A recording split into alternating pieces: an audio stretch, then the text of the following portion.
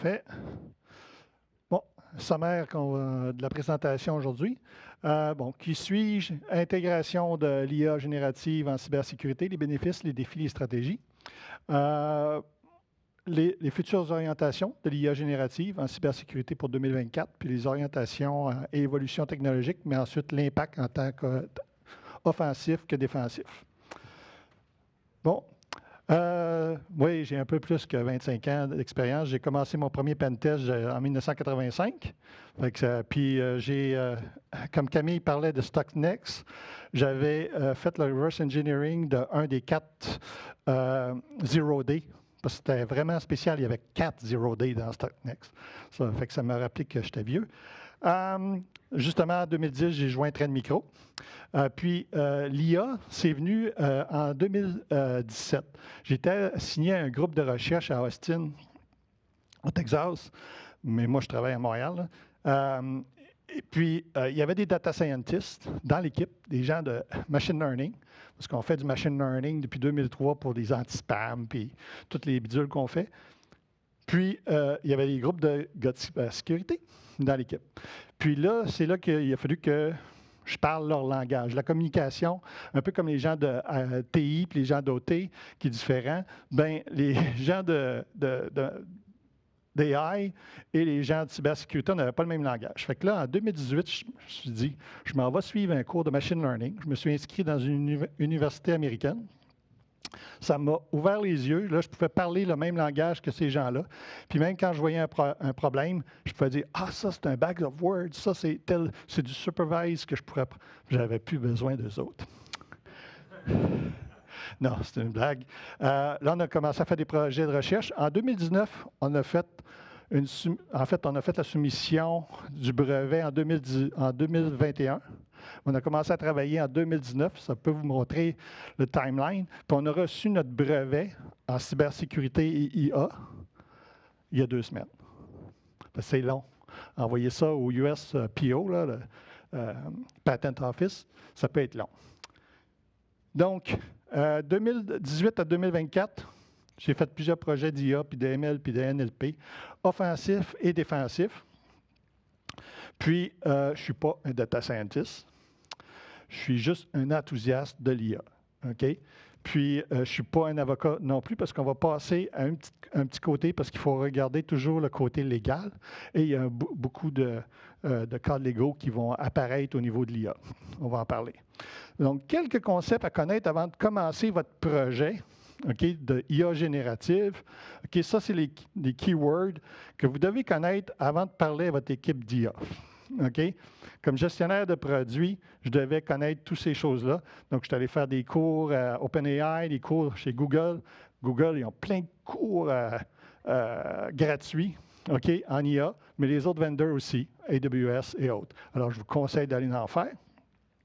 Donc, savoir c'est quoi le Generative AI, savoir c'est quoi les Large Language Models, puis aussi les Small Language Models maintenant, les Foundation Models, c'est quoi un Foundation Model, puis c'est quoi du fine-tuning, les Model Parameters, c'est quoi un 7 milliards, puis un 70 milliards, puis ainsi de suite. Les Transformers, bien, c'est à la base. GPT, là, le T, c'est Transformers. Il faut que vous connaissiez c'est quoi. Les tokens, parce que c'est comme ça qu'on charge, c'est comme ça qu'on se fait charger par Azure OpenAI. Le nombre de tokens qu'on va envoyer puis qu'on va recevoir. Puis les tokens qu'on envoie puis les tokens qu'on reçoit, ce n'est pas le même prix. Comme gestionnaire de produits, je dois calculer, contrôler mes coûts pour ensuite charger le plus bas à mes clients.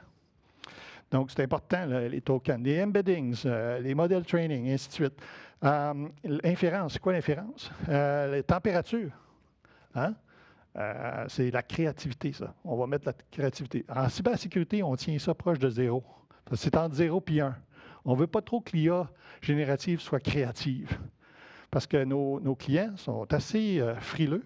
Ils n'aiment pas les falses positives.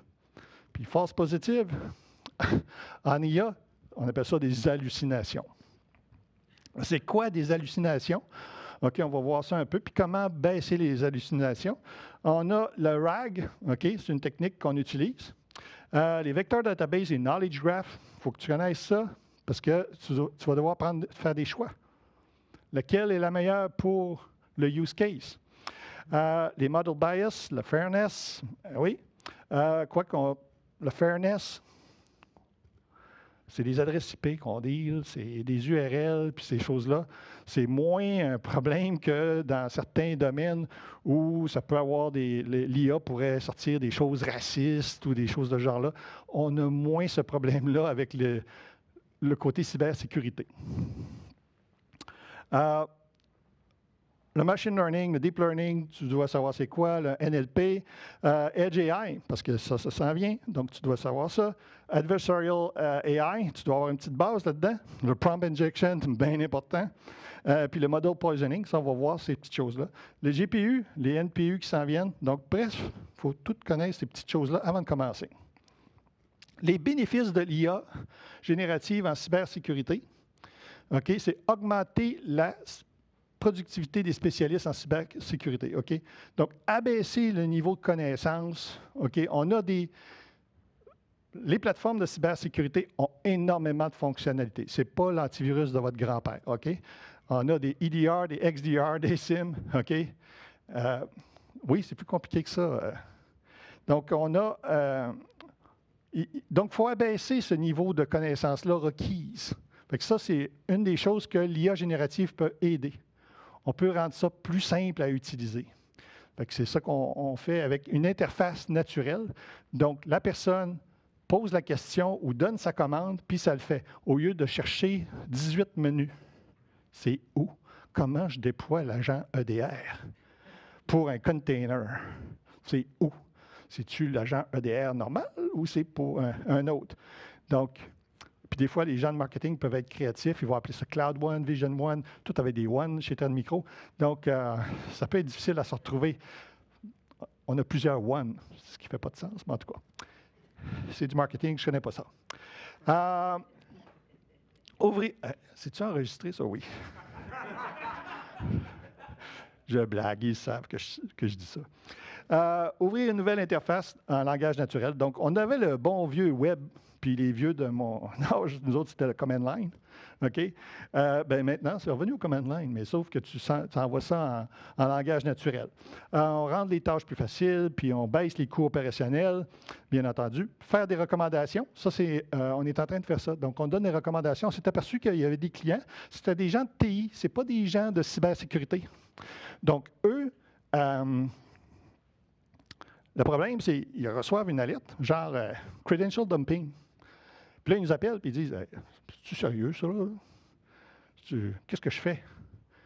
Fait que là, on leur dit c'est parce que là, tu as un account qui est leaké. Fait que là, peut-être que tu disables cet account-là, tu resets le password ou tu actives le 2FA ou ainsi de suite.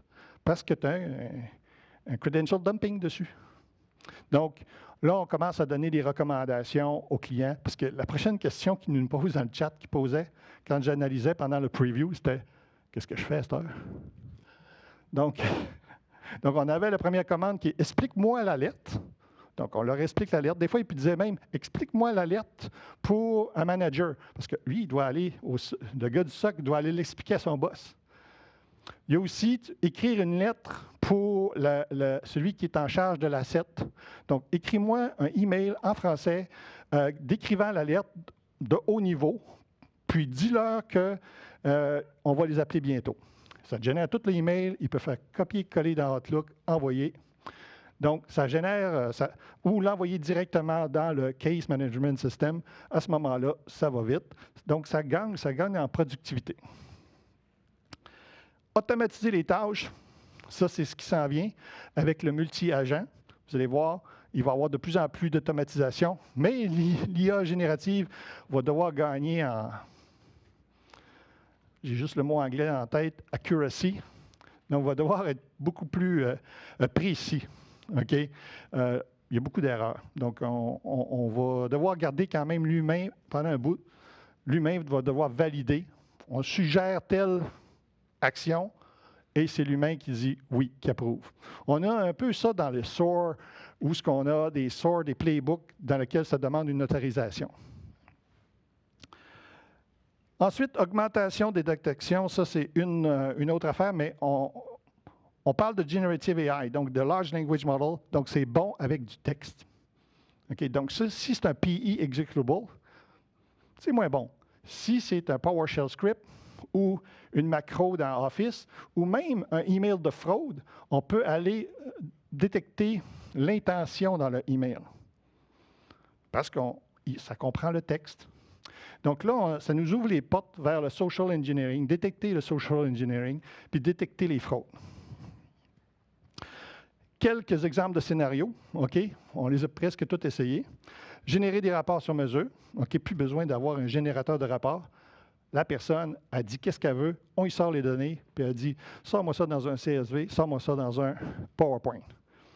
On n'est pas encore rendu là dans mon produit, là. Ça s'en vient. C'est sur la roadmap, comme on dit. Expliquer des alertes pour différentes audiences. OK, donc je en ai parlé pour le boss et autres. Créer des courriels, mettre à jour, on en a parlé. Expliquer des lignes de commande, OK, parce qu'il y a des lignes de commande en Linux puis en PowerShell. Les SOC analystes, c'est souvent le niveau 1, ils n'ont pas beaucoup d'expérience, mais c'est impossible de connaître toutes les switches de toutes les commandes. Fait que là, ils perdent beaucoup de temps dans Google à aller chercher toutes les définitions. Bien, avec l'IA générative, ça te l'explique tout en 2 secondes. Donc, tu gagnes, puis c'est instructif en même temps. Ensuite de ça, faire des sommaires de journaux d'événements ou de sandbox. On a un rapport de 18 pages d'un sandbox. Bien, fais-moi un résumé. Ça va aller plus vite. Ensuite de ça, c'est bon avec le texte. C'est bon pour traduire d'une langue à l'autre, d'une langue humaine d'anglais à français. Notre système, il fonctionne dans une trentaine de langues. OK? Parce que OpenAI, GPT 3.5 ou 4, peut le faire dans 40 langues. J'ai nommé GPT, mais ça peut être Mistral aussi. Donc, on peut convertir du Yara. On peut convertir du Sigma. OK, on a du Sigma d'un format Sigma un Sigma Rule pour Windows. Ce ne sera pas le même Sigma Rule dans le XDR de Trend Micro parce que les fields n'ont pas les mêmes noms. Bien, convertis-moi ça, un Sigma Rule que j'ai attrapé sur GitHub, dans un Sigma Rule pour Trend Micro. Ça va le faire. Et vice-versa. Donc, c'est bon pour traduire. Traduire, pas seulement des langues, puis traduire dans des formats à un autre. Il faut juste que l'IA, il faut juste qu'on l'ait entraîné, qu'on ait fait le fine-tuning, avec le schema OCSF, le schema de Sigma, le schema de Trend, et même les schemas de Splunk ou des autres SIM. Ensuite, on l'a dit pour détecter les fraudes et les simulations de phishing. Oui, c'est bon pour ça aussi. Les défis, apprivoiser la nouvelle technologie, sélectionner une équipe de data scientists, de développeurs, de designers, quoique c'est un chatbot, là, ça ne prend pas un gros design. Sélectionner les bons scénarios d'utilisation. OK, fait que là, il faut qu'on fasse des interviews avec nos clients. Il faut sélectionner des clients un peu partout dans le monde, en avoir en Amérique du Nord, en Europe, en Asie.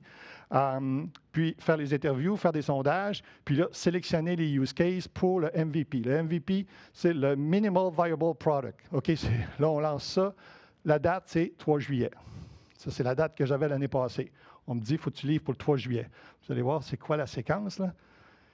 Quand j'ai eu le go, vous allez voir, c'était quand. Donc, on a développé une fonctionnalité dans des courts délais. Ça, c'était mon cas. Mais c'était le cas de la plupart des vendors. Si on regarde à RSA l'année passée, bien, il y avait Microsoft, il y avait SentinelOne, CrowdStrike, nous autres. Il n'y en avait pas beaucoup qui avaient encore de l'IA générative dans leur système. Mais après, bien, il y en a eu une trolley. Tout le monde, c'était la course pour se lancer là-dedans. Mais du côté obscur de la force, bien, eux autres aussi se sont lancés dans l'IA générative. C'est là qu'on a eu WarmGPT pendant l'été, et ainsi de suite. Il y a eu des takedowns et il y en a plein d'autres qu'on trouve avec notre cyber-renseignement. Diminuer la latence. OK. Choisir créer ou choisir un fournisseur de modèles efficace et stable. Ça, c'était... bon, là, il a fallu l'essayer. Azure OpenAI, AWS Bedrock, Google, et ainsi de suite. Puis, on a même notre équipe qui crée son propre modèle. Donc, on a eu à choisir ça, diminuer la latence, puis faire en sorte que le service soit disponible. Ça, c'était tellement nouveau que c'était un problème, la disponibilité. Donc là, nous, on faisait des simulations, on s'est dit, on a des dizaines de milliers d'entreprises sur ce système-là. Si tous les SOC analystes essayent de faire des commandes et des prompts en même temps, ben, essayons d'envoyer, on va évaluer 100 000 prompts. Envoyons 100 000 prompts à Azure OpenAI pour le fun, en fin de semaine, pour tester. Fait que c'est ça qu'on a fait. On ne vous donnera pas le résultat. Mais compte tenu que j'ai mis efficace et stable, bien, c'est en début. Aujourd'hui, c'est efficace et stable. OK? Chez les 3 gros vendeurs, on a de l'efficacité puis c'est stable. Mais au mois d'avril, l'année passée, il y avait un problème qui a été réglé. Mais rappelez-vous, au mois de novembre, juste avant le mois de décembre 2022, c'est là que ChatGPT est apparu. La folie était déjà commencée en janvier. Donc, limiter les coûts d'utilisation, augmenter l'acceptabilité et réduire la peur. Bon, ça, dans l'interview, on s'est aperçu qu'il y avait beaucoup de clients qui avaient de la peur envers l'IA.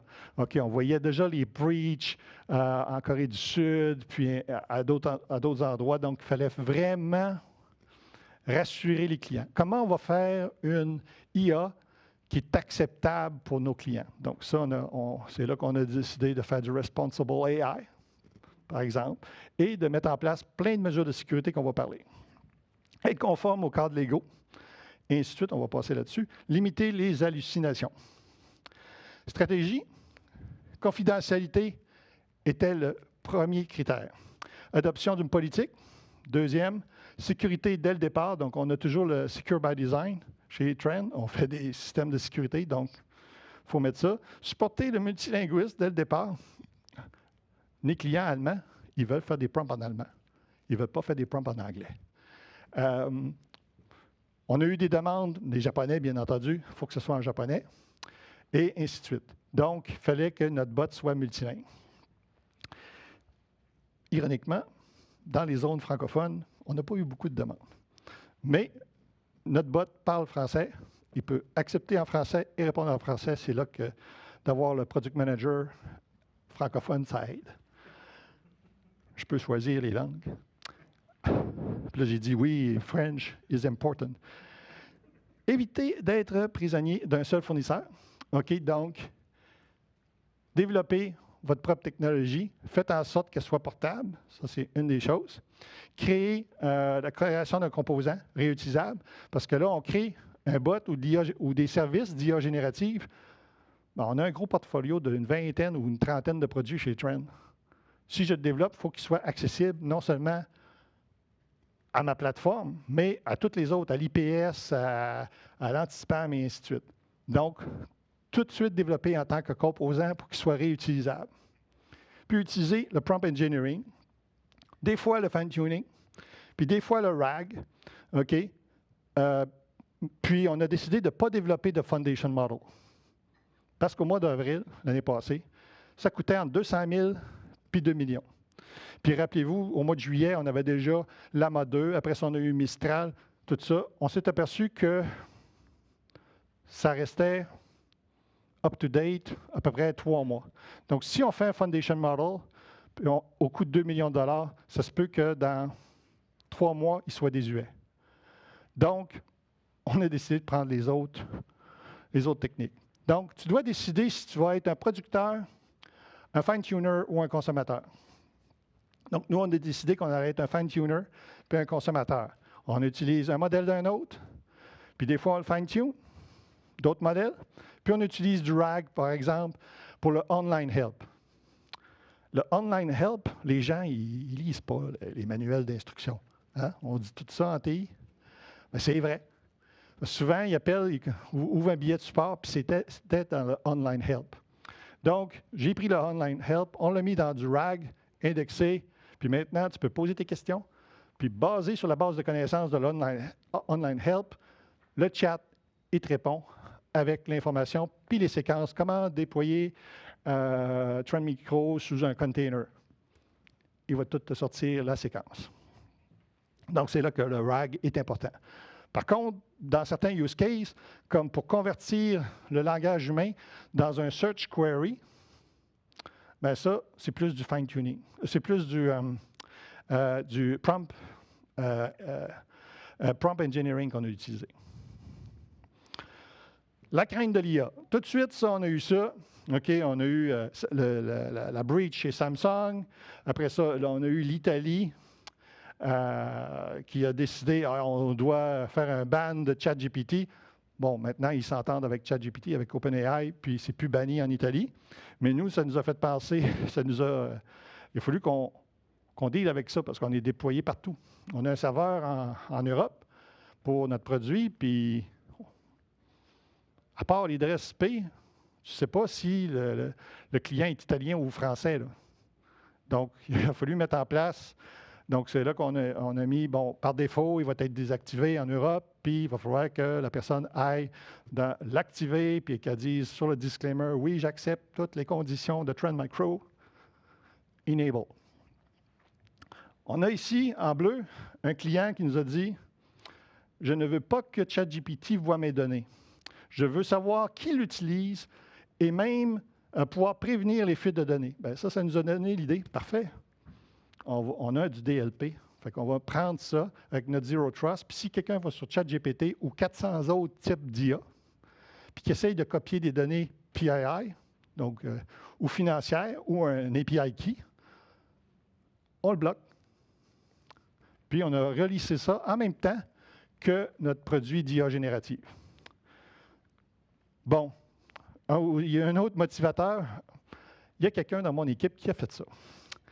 Donc, qui a pris un de mes scripts, un petit POC, donc pas de valeur, là, un petit script Python. Puis, j'avais mis mon API key, j'ai donné mon API key, je dis roule ça, puis teste-les. Il l'a copié directement dans ChatGPT. Bon, j'ai changé mon API key, mais c'est un système de test, OK? Un vulgaire système de test. Mais c'est là que ça m'a fait dire, imagine, on travaille dans une entreprise de cybersécurité, c'est quelqu'un d'hyper, on a des trainings à tous les 3 mois sur le Security Awareness, puis il a fait ça.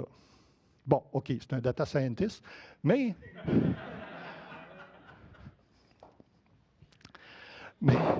ça a été un bon exercice, puis un bel exemple pour montrer à notre CEO qu'il fallait aussi qu'on mette des safeguards avec notre système. Donc, ici, on a la géographie et souveraineté. OK? Ah oui, les images sont générées par DALL-E. OK? Toutes les images, vous allez voir, c'est DALL-E qui les a générées. J'avais un warning là-dessus. Donc, un des problèmes, c'était qu'on se fait dire, c'est la souveraineté des données. Singapour veut que tout soit fait à Singapour. On a AWS, puis on a Azure à Singapour. Mais Azure OpenAI ne roule pas à Singapour. Oups! Problème. Donc là, il fallait mettre des disclaimers, puis ainsi de suite, puis les avertir. Puis c'est là qu'on a décidé qu'on allait avoir notre propre AI et qu'on pouvait rouler les AI dans l'environnement des clients, dans le futur pour les clients de ce genre-là.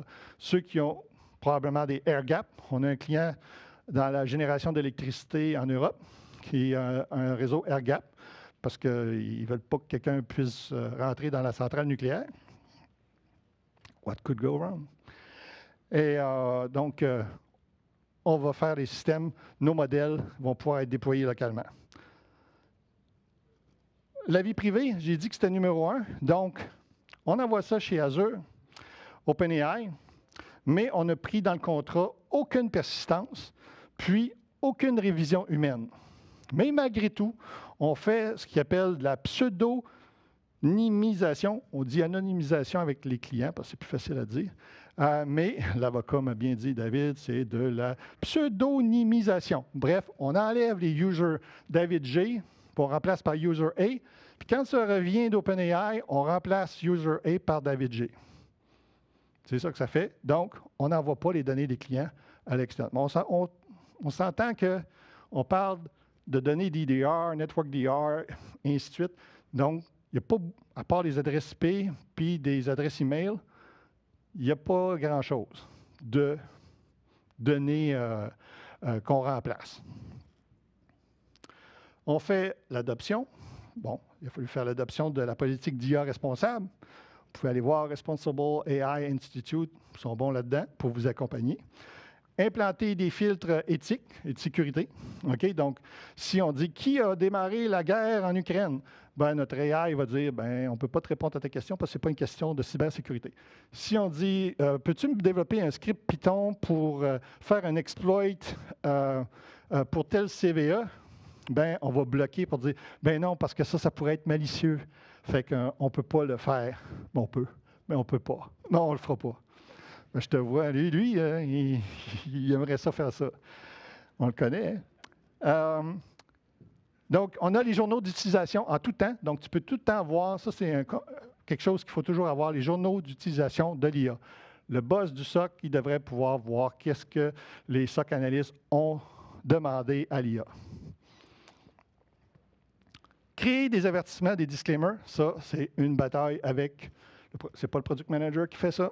On appelle le gars du légal ou la fille du légal, puis ils vont nous écrire tout ça, mais il faut expliquer qu'est-ce que la Generative AI aux avocats. Mais ChatGPT a tellement été un gros phénomène que lui-même l'utilise. Ça, c'est un peu scary. Parce que là, j'ai envoyé un article qui montrait qu'il y a un gars qui s'est fait rayer du barreau dans le nord-est des États-Unis parce qu'il avait utilisé ChatGPT puis ça avait généré 2 fausses jurisprudences. OK? 2 hallucinations légales. Il va un peu mollo, là. Les hallucinations. D'ailleurs, ça, j'ai demandé, on voit ici, à Dali, j'ai dit, pour j'ai dit, mets-moi des 1 puis des 0 dans Canada en rouge, puis États-Unis en bleu, pour symboliser la souveraineté des données. Puis c'est ça que ça m'a généré. Fait qu'une hallucination, c'est ça. C'est quelque chose qui n'a pas rapport. OK? Ça en est vraiment une bonne. J'ai dit, oh, wow, celle-là, il faut que je la mette parce que c'est vraiment ça. Donc, comment minimiser? On fait plus de tests automatisés. Donc, on a un autre modèle qui vérifie le premier modèle, puis qui va dire que ton modèle, comme dernièrement, j'en ai eu un résultat, 84% pour le online help. Puis, on a aussi des prompt testers. Nouvelle job, payant, apparemment, mais pas aussi payant qu'il disait au début, là, 300 000 là, pour... Non, beaucoup moins que ça. Donc, on a des prompt testers qui vont envoyer des prompts. Prompt tester, pas pire, il m'a donné 85%. Puis le test avec GPT-4 m'a donné 84%. Fait que c'était pas mal équivalent. Mais il y en a un qui a posé 2106 questions en quelques minutes, puis l'autre, ça lui a pris 1 heure pour 10 questions. OK, l'humain est beaucoup plus lent que la machine. C'est pour ça qu'il faut automatiser. Il faut faire un meilleur fine-tuning, puis il faut prendre les données, faire de la curation, filtrer les données, vérifier les données comme ça ne se peut pas, OK, avant de faire le fine-tuning. Parce que si vous rentrez des données qui ne sont pas bonnes, dans n'importe quel, que ce soit du machine learning ou du generative AI, bien, ce qui va sortir au bout, ça ne sera pas bon. Donc, les données de base pour l'entraînement doivent être top-notch. Bon, mais ce n'est pas tout le temps le cas. C'est pour ça qu'on appelle ça un preview. Puis qu'on a un disclaimer pour preview. Puis aussi, des fois, il faut faire des knowledge graphs au lieu de faire l'autre méthode qu'on parlait tantôt. Il faut améliorer le prompt engineering. Des fois, on n'a pas pensé, il faut mettre plus de contexte comme tel avant la question. Parce que les gens, il y en a qui sont... C'est comme pour les SQL, pour faire des recherches SQL. Il y en a qui sont bons, il y en a qui ne sont pas bons. Et puis, dans la générative AI, il y en a qui disent « Explique-moi ça ». Generative AI doit prendre « explique-moi ça », puis trouver c'est quoi le contexte, puis aller voir dans la base de données du Large Language Model ou du fine-tuning de Trend Macro, puis retourner la bonne information. Donc, il faut que tu mettes un peu plus de détails dans tes questions. Donc là, c'est là qu'on va commencer à faire du training sur comment utiliser, parce qu'il y en a qui se plaignent qu'ils n'ont pas les résultats. Et des fois, il manque 1 ou 2 mots. Il faut que tu fasses des sujets, verbes, compléments. C'est important. Puis, il y en a qui ne font pas ça. C'est comme s'ils chattaient sur n'importe quel réseau social. Fait que, la réponse souvent, c'est ben, écris des meilleures questions. Enseignez l'humilité à votre IA. Bon, ben, s'il ne trouve pas les données dans les données de Trend Micro, puis que tu as entraîné GPT 3.5, ben, le fallback, c'est d'aller voir dans toute la base de données des 135 billions de paramètres de GPT. Fait que là, tu peux recevoir n'importe quoi comme réponse. OK? Fait que faut que tu enseignes à ton modèle, à ton chat, bot, si tu ne connais pas la réponse, dis que tu ne connais pas la réponse. OK? Ça t'évite des hallucinations. Fait que c'est ça qu'on dit, enseigner l'humilité. Renforcement learning, bon, malheureusement, ça, utiliser les feedback loops, il y a seulement 1,5 à 2 Vous savez, le thumbs up et le thumbs down, il y a 1,5 à 2 des utilisateurs qui nous le font. Ceux qui ne sont pas contents de la réponse, ils ne donnent pas souvent des thumbs down. Ils ouvrent des appels au support ou ils se plaignent sur Internet. Donc, puis ça, j'ai parlé avec mon homologue d'un autre grand vendeur, puis il dit, ah, c'est 2 Donc, c'est pas mal. Donnez-nous du feedback pour qu'on puisse réentraîner, pour qu'on puisse vérifier le modèle. Ça, c'est un peu la séquence que j'ai eue, la séquence d'événements, puis on va accélérer. Donc, en décembre, on a pris état de ChatGPT. Là, je virais fou. J'ai passé toutes les vacances de Noël à essayer ça. Ma femme disait, il faut que tu passes du temps en famille. Moi, je dis, waouh, c'est hot, ça. Stratégie de produit. Bien, là, je voyais toutes les use cases dans ma tête. Je prenais mon API, je sortais les JSON. Explique-moi cette alerte-là. Ça marchait dans ChatGPT. Là, je n'arrêtais pas de bugger mon boss, puis lui dire, Rachel, hey, il faut qu'on ajoute ça dans le produit. Finalement, à cette année, elle a dit oui, tu es le chef de projet. Puis on a créé l'équipe en février. En mars, on faisait plein de prototypes. Puis c'est seulement le 5 avril qu'on a eu le go pour faire le produit, pour le 3 juillet. Donc, on a eu 89 jours. Ça a été rock'n'roll. Puis, mais ça a fonctionné. Puis maintenant, on est encore en prévu, puis il y a beaucoup plus de fonctionnalités qu'à l'époque. Puis, on a un gros roadmap agressif pour 2024.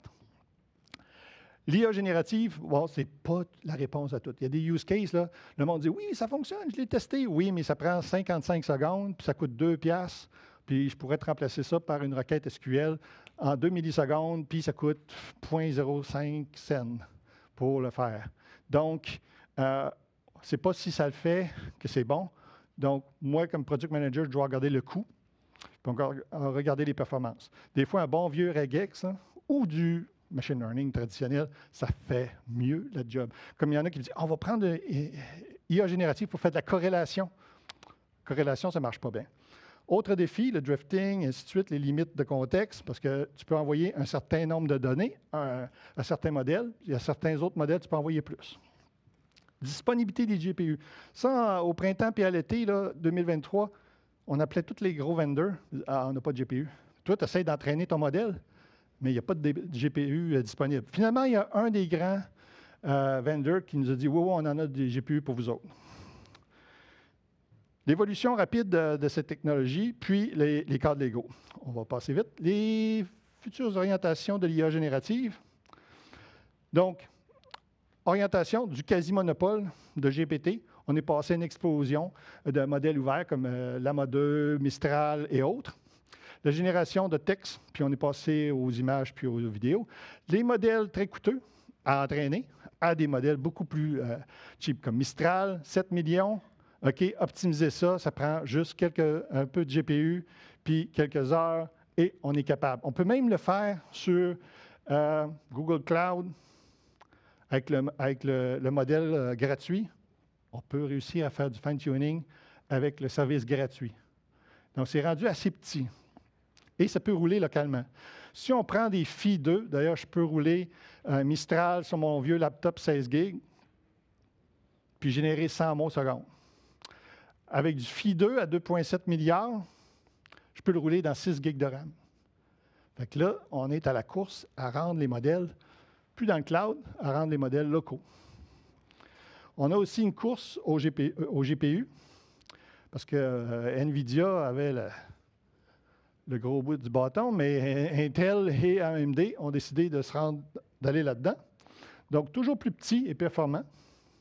Hugging Face, vous devez aller là. Ceux qui utilisent de l'IA générative ou en fabriquent, vous connaissez tous Hugging Face. C'est le marketplace pour les modèles open source. Mais on devrait dire open weight, parce que c'est des... parce que dans le fond, c'est des poids. Okay? C'est une matrice de poids. Il n'y a pas de source, il n'y a pas de code. Exécution locale, ben là, il y a une tralée de petits frameworks qui sont apparus. Okay? Ollama, Lamafile, par exemple, et autres. Donc, si tu veux pas faire des prototypes, c'est parfait. Mais aussi, si la vie privée ou la propriété intellectuelle, c'est ton problème, ben tu vas rouler ça localement au lieu d'envoyer ça chez Azure ou AWS ou autre. Aussi, il y a le contrôle des coûts. Imaginez maintenant qu'on a 200 MB de log, puis qu'on veut avoir un rapport ou se faire un abstract, un petit résumé des 200 MB de log qu'on a fait pendant un forensic. C'est beaucoup de tokens. Donc, beaucoup de tokens, ça va faire un gros coût. Puis aussi, envoyer des logs forensiques à l'extérieur sur des choses qui sont très sensibles. Nous, on vend des services de police, par exemple, ou des agences de renseignement. Tu ne peux pas envoyer ça dans le cloud. Ça doit être fait local. Donc, l'exécution locale, c'est un must. Il y a aussi les expérimentations. C'est facile. C'est comme rouler Docker. OK? Ollama, tu fais Ollama, Run, Mistral, parti. Tout ce que ça te prend, c'est Ubuntu ou un autre Linux. Ou même, ça roule dans Windows Linux Service de Microsoft. Mais je ne l'ai pas essayé, ça. C'est le nouveau SOAR. OK? C'est vraiment ça, le nouveau SOAR. L'AutoGen, ça, ici, c'est pour du multi-agent. Crew AI, c'en est un autre. C'est vraiment là, vers là où on s'en va. D'ici la fin de l'année, tu vas avoir plusieurs petits experts. Un expert qui va faire du forensic, un expert IA qui va faire du triage, un expert IA qui va faire du IR. Tu communiques avec le bot, puis il reçoit une nouvelle évidence. Ils vont tout de suite, par en arrière, te donner leurs recommandations et déjà tout générer les choses. La guerre des processeurs, on en a parlé un peu, mais la grosse affaire, c'est le AI PC et le Windows 12 qui sort au mois de juin. Donc, tous les vendors de cybersécurité se garochent pour faire de la sécurité pour l'IA locale, parce que Windows 12 arrive avec l'IA locale et il y a des compagnies comme Intel et d'autres comme Dell qui arrivent avec le AI PC. Donc, mais ce ne sera pas tout le monde qui va changer le pack de PC en dedans de quelques mois. Hein? Mais on voit la réplique aussi de AMD avec le Ryzen AI qui est disponible, puis avec les autres comme le Intel Core Ultra qui est disponible. Apple n'est pas si pire là-dessus. Ça, c'est l'image qui m'a été générée par Dali, puis c'est pas pire. Il m'a mis les logos de NVIDIA, puis Apple les regarde. Parce qu'eux autres, quand ils roulent les modèles locaux, c'est déjà performant, sans avoir besoin de GPU avec les chips M2. Ça, ce n'était pas une hallucination, c'est arrivé direct dessus. L'impact en tant qu'offensif que défensif, il reste 1 minute. Le bien et le mal, OK, on peut faire tout avec l'IA générative. Ici, je demande de faire un call d'API à Virus Total, me faire un script, il me le fait. Mais de l'autre côté, je demande, fais-moi un petit phishing pour tester mes employés, bien entendu. Puis, fais-toi passer pour telle personne, et ainsi de suite, pour les Jeux olympiques de Paris. Puis, que tu peux lui donner des billets, tout ça, puis ça va poigner. Là. Puis, c'était pas pire, c'est ce qui m'a été généré. Augmentation et automatisation, c'est la grosse affaire. Donc, augmentation, ce n'est pas juste pour les SOC analystes. Nous, on produit des tools pour rendre les SOC analystes plus performants, mais l'IA générative, ils ont déjà, vous avez vu, tous ces modèles-là peuvent rouler sur un vieux laptop. Ils peuvent faire de l'augmentation des criminels aussi. Donc, on l'a vu avec Worm, GPT et d'autres. Puis WarpGPT, lui, était un des premiers à se faire un takedown. Mais cette technologie-là est aussi à la disponibilité des criminels. Automatisation, ça facilite l'automatisation pour générer des scripts, générer du code malicieux, trouver les vulnérabilités automatiques, puis générer du code. Ça a changé le temps sur le... Trouver des vulnérabilités aussi automatiquement. Nous, on fait pound to own. OK? C'est un gros CTF que le Zero Day Initiative de Trend Macro, on fait plusieurs fois par année. On vient d'en faire un au Japon sur comment hacker les autos intelligentes. On a un peu de lousse, là. On t'a rajouté du temps. Prends le temps. Ah, good. Ah, ben là... Ouais.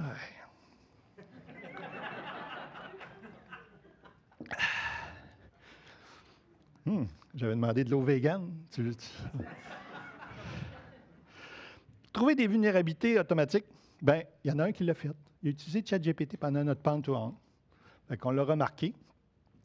Donc, ça peut être utilisé pour ça aussi. Plus de deepfake. Bon, ben ça, il y a quelqu'un qui l'a su il n'y a pas longtemps à Hong Kong. Mais c'était bien parce qu'il y avait une vidéo à multiples personnes, puis il a réussi à faire transférer 25 millions. OK? Donc ça, c'est du haut niveau. Bon, c'est plus juste quelques milliers de dollars, c'est 25 millions. Donc, c'est rendu... mais par contre, c'est encore possible de détecter ces fraudes-là, parce que la qualité n'est pas si bonne. Mais la personne, la fausse personne, elle peut toujours dire « Ah, mon Internet n'est pas bon, c'est pour ça que la vidéo n'est pas bonne. » Puis, les gens disent « Ah, OK, c'est vrai, l'Internet n'est pas bon. » Donc là, ça explique la mauvaise qualité. Mais si vous voulez, vous pouvez aller voir un de mes collègues de Trend Micro France, qui était d'ailleurs sur le brevet qu'on a eu dans mon équipe de recherche. Puis, il a fait une petite vidéo sur le deepfake. Lui, c'est sa recherche. Le AI offensif, c'est sa recherche à temps plein, ce gars-là. OK? Donc, Vincenzo, il nous a dit là-dedans que la technologie est disponible depuis 2017-2018, que les premières fraudes qu'on a vues, c'était en 2019, mais ce n'était pas des 25 millions. Là.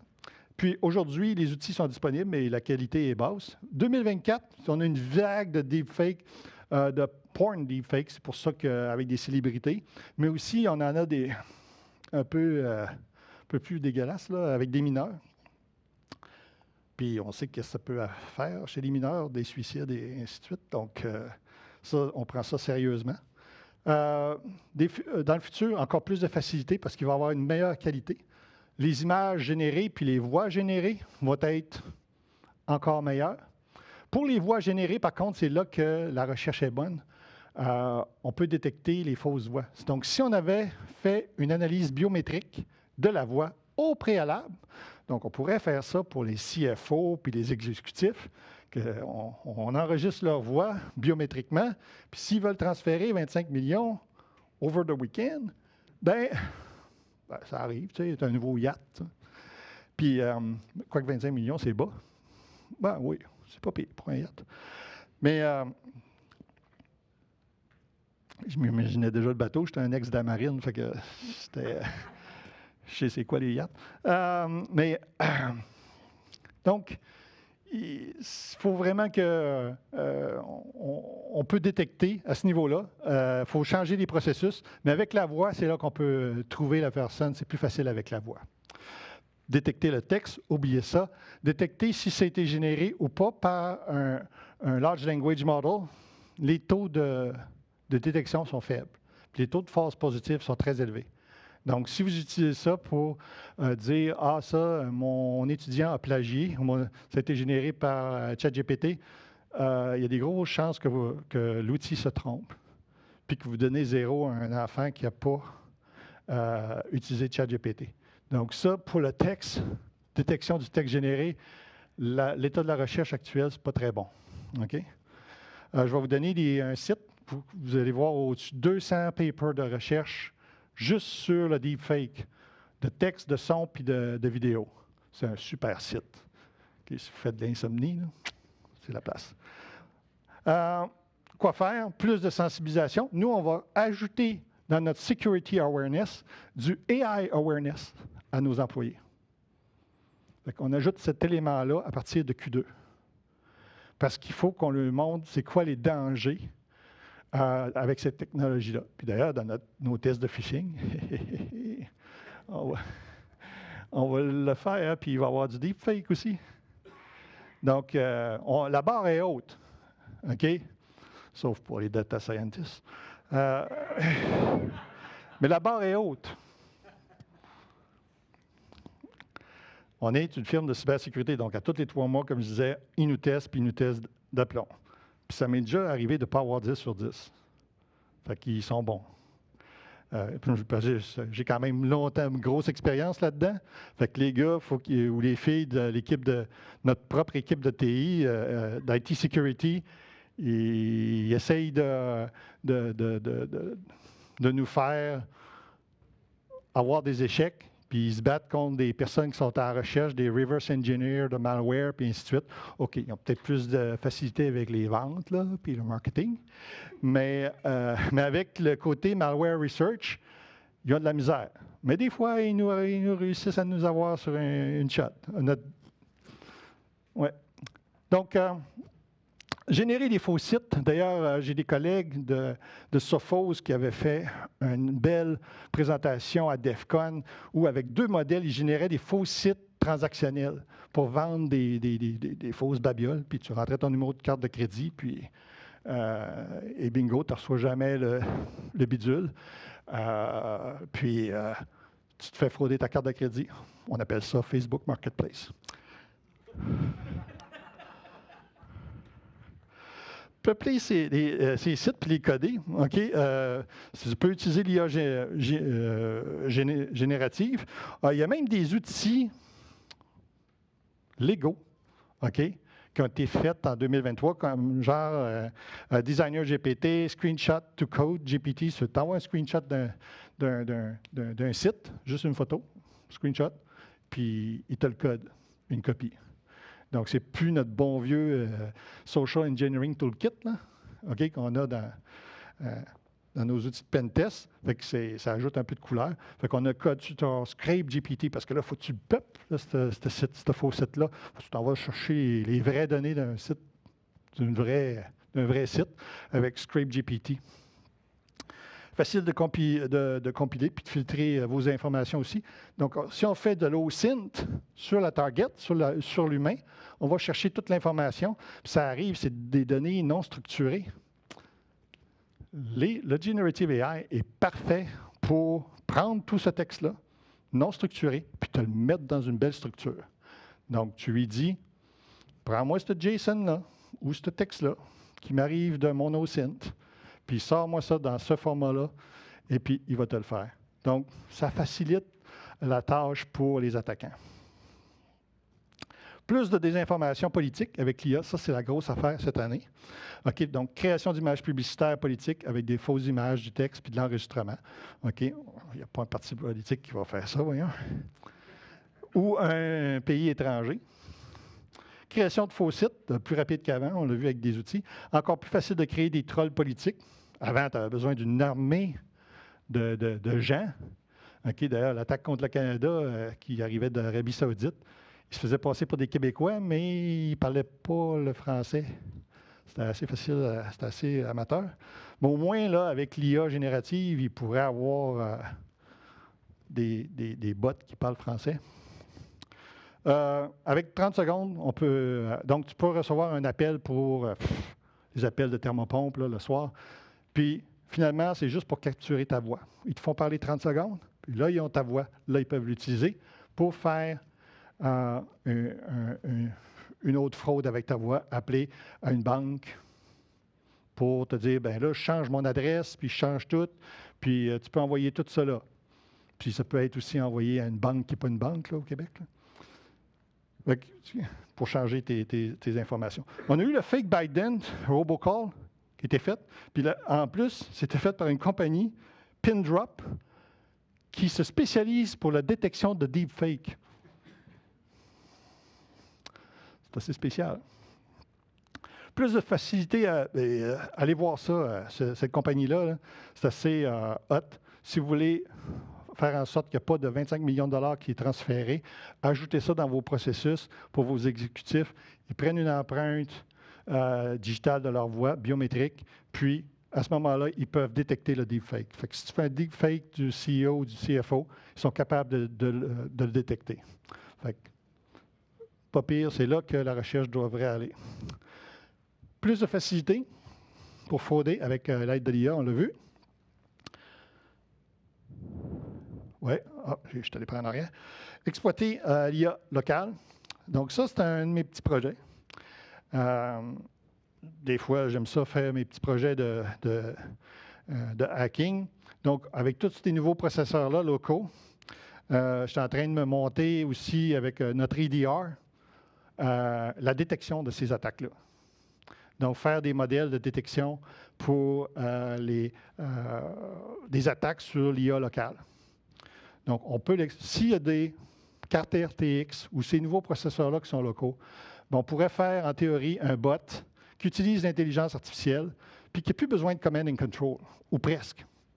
Presque jamais. Puis tout faire une reconnaissance de votre réseau, passer, hacker différentes machines, ramasser les données, commencer l'encryption, envoyer les notices de ransomware, puis à la fin, une fois qu'il y a eu le paiement, peut arrêter. Donc, presque pas détectable au niveau des command and control.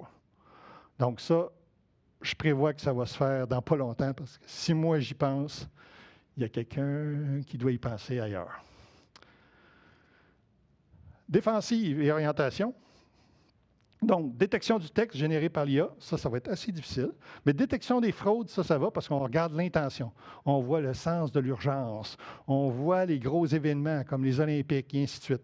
Donc, on est capable de, contrairement aux bons vieux anti-spam et aux bons vieux phishing avec des regex puis autres, on est capable d'aller chercher l'intention du texte avec les LLM. Fait que ça, on est en train de regarder ça. Détection mais on ne peut pas dire que ça a été généré, mais on peut détecter l'intention de fraude. Donc, c'est vers là qu'on s'en va dans notre recherche. Détection de la vidéo, mais c'est surtout l'audio qu'on a beaucoup de facilité, comme je disais. L'image de synthèse. Puis, donc ici, on a différents, on a pin drop, on a le deepfake detection ici.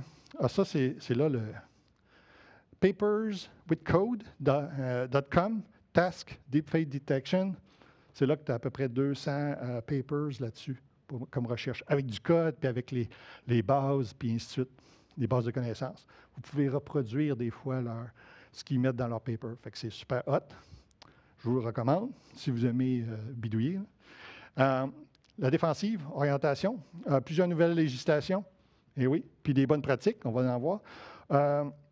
Outils de pentesting, puis de simulation, bien justement, Microsoft, ils viennent juste de sortir PyRT. Fait que lui, il permet de faire du prompt injection sur ton modèle. Mais ton modèle doit être exposé. Il doit avoir un API. Si c'est juste un bot, qui a juste un UI, il n'y a pas d'API, c'est un peu difficile à simuler. Il y a aussi des services de red teaming contre l'IA. Lakera, c'en est un. Un belle petite compagnie. Tu as des produits de conformité aussi, de vérification de la conformité de l'IA. Je vous recommande Credo et .ai, pas IA. J'ai traduit pour une fois. Donc, c'est credo.ai, puis Lakera. Vous juste googlez Lakera. Vous allez voir, ils ont deux beaux petits services. Produits de sécurité pour les applications, AI native, comme le prompt injection. Il y a quelques, je n'ai pas mis d'exemple, mais il y a quelques petites compagnies, des startups qui font ça.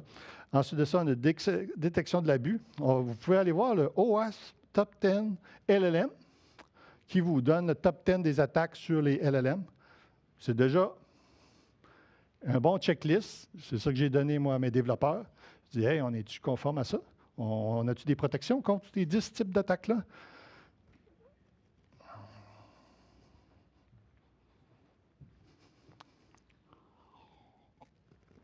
Il y a eu un gros moment de silence. C'est là que j'ai dit, OK, on va partir le projet. Ensuite de ça, il y a MITRE Atlas. Fait que si vous aimez MITRE Attack, bien, il y a la matrice MITRE Atlas. OK? Puis c'est bien, c'est vraiment bien structuré. Les deux se complètent bien. OK? Ensuite de ça, la surveillance et contrôle d'utilisation de l'IA, ça, c'est ça que nous, on a fait avec notre Zero Trust puis le DLP. Puis là, il y a une pluie de législation. OK? On peut voir qu'avec la vague de porn qu'il y a eu, le deepfake porn, il y a quelques 407 AI legislation. Ça, c'est juste aux États-Unis qui ont apparu dans 40 États. OK? Nous, on a C27 au Canada qui devrait arriver comme tel. Les cadres législatifs, bon, l'Europe, au mois de décembre, ont annoncé le EU Artificial Act, puis le texte final devrait sortir au mois d'avril, puis là, on va avoir juste quelques mois pour pouvoir se... OK, 5 minutes. Ensuite, les bonnes pratiques. On a regardé aussi la ligne directrice pour le développement de systèmes d'IA. Il y a 18 pays qui ont signé cette affaire-là. Donc, je vous recommande d'aller le voir. On a aussi mettre en œuvre le top 10 de WASP. Puis, on a regardé le MITRE Atlas. Puis, on a notre formation à la sensibilisation à l'IA, okay, qu'on va commencer bientôt. Les lignes directrices, c'est ceux-là. Secure Design, Secure Development, Secure Deployment. Puis, on a le top 10. Atlas, c'est ça que ça a l'air. Ensuite, d'autres références.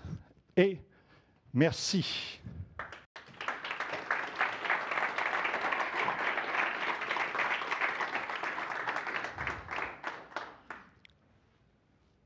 Est-ce qu'il y a des questions? Je suis correct. Je n'avais pas ouvert mon micro, pardon. Est-ce qu'on a des questions en ligne? Pas pour le moment. Est-ce qu'on a des questions en salle? Quand c'est clair, c'est clair. Parfait. Vous pouvez me poser des questions dans les 2 prochains jours. Je vais être là. Merci beaucoup, David.